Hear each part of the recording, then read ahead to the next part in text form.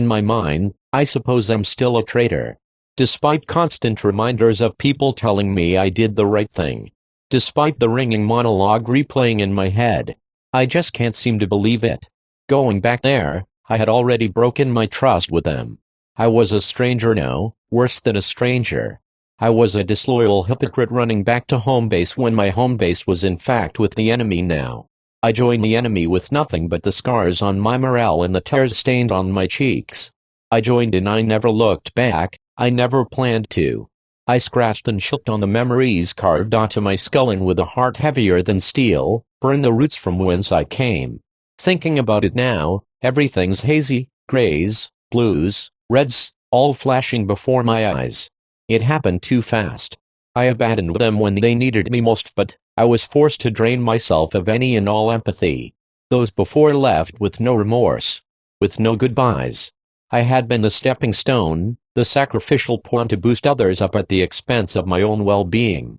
However, I couldn't be disposed of like a stepping stone thrown onto a lake, making its mark for a grand moment only to be lost in a matter of seconds. I was plastic, ready to be bent, heated, and painted over, until I fit the mold. As long as I followed those requirements, I would be cherished and placed on a shelf adorned with the dainty porcelain dolls dipped in silvers and golds. Though made of cheap and flimsy plastic, I'd be loved and protected, just like those precious porcelain dolls.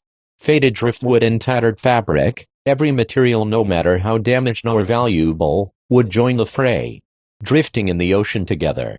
No matter how peaceful the waters felt, the debris knew it was simply the calm before the storm. The tide goes out before the tidal wave comes in. We stuck together, not because we wanted to necessarily but because we had to. The animals didn't want us for we'd simply poison them. The humans didn't want us for we were simply the refuse they created. No one wanted us. Until they did.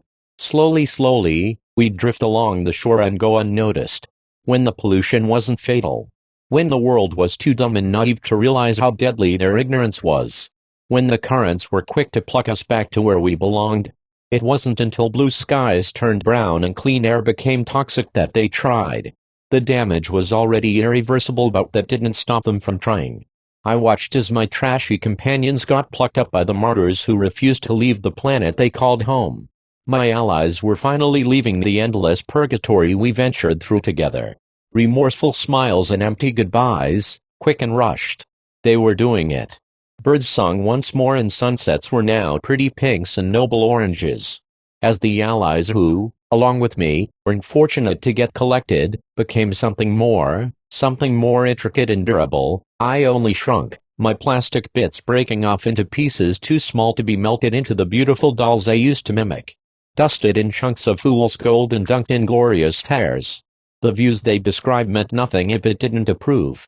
I'd silently plead for them to shut up and leave me behind completely. With every word they spoke, the higher its expectations became. Although hearing their beautiful narratives made me smile, I'd only get dragged deeper into darkness until tales of their visions became so far out of reach for me. The moon was always there, always out of reach. Controlling the mindless tides and currents of which had no voice. Engulfing me in darkness for losing that spark, that versatility that made me so special. Stranding me on rocks as I helplessly watched newer misfits gain their place, dancing and swirling. Its gentle rays shone upon you, hypnotizing you into believing the dangerous expectations it required from you. One would look up to its divine beauty and the stars speckled around it. They were the ones who made it, but they'd always look down on you. We could never aspire to be like them. As the aimless refuse transformed into grand hollow ships glossed with the tears they shed, I remained on that rock, watching and smiling through the agonizing rays of the harsh sun, day in and day out. Their stories, although harmless and innocent, were antagonizing, and yet I stayed quiet.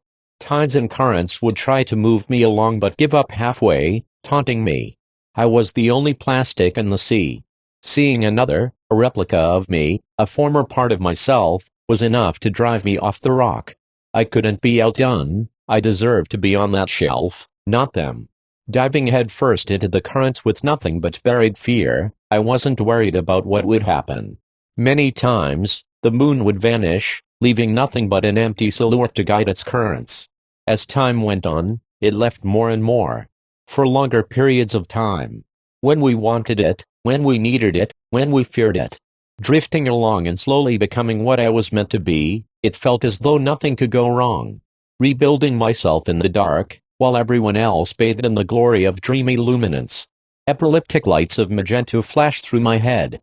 Trying and failing to go against the vicious currents whirling faster and faster in dizzying motions.